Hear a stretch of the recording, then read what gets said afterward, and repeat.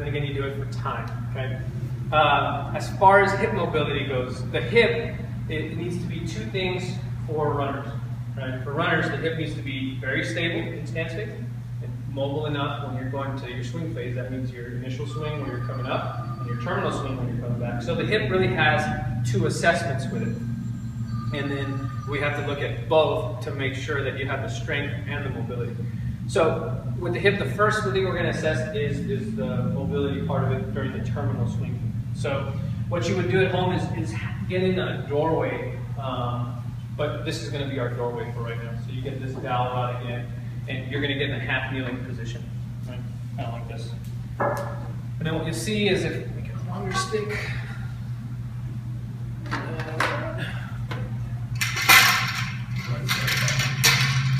so this one's kind of longer, and I want to put it behind my back like this.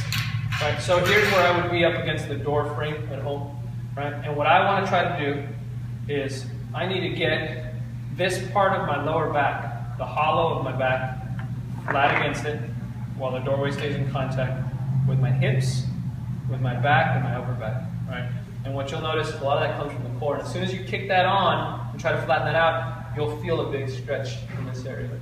What you want to try to get is to the point where it's not a killer stretch here and you can just get flat there, right? Because what this, if you looked at me and you kind of took a freeze frame and chopped me off at the knees and chopped me off here at the trunk, it's no different than your running form where you have a trail leg coming back and the other leg goes forward. I feel a little stretch right here. That's the sole. Yeah, you'll have your hip flexor, your psoas, right? And what you want to do is, okay, so there's this section here, right? So you got everything against that's perfect. Now pull your belly button. Pull that back. There you go. And that, now you should feel that in the hip. Now really good. I mean, that's a good thing. That's good. Yeah, you want to get to the point where you can get this flat and there's not a lot of stretch there. Yeah. Now let's say you get to the point where you're at and you say, I don't feel much of a stretch. That's great. If you wanted more stretch, then you start to move forward here without losing the core contraction. And now, yep.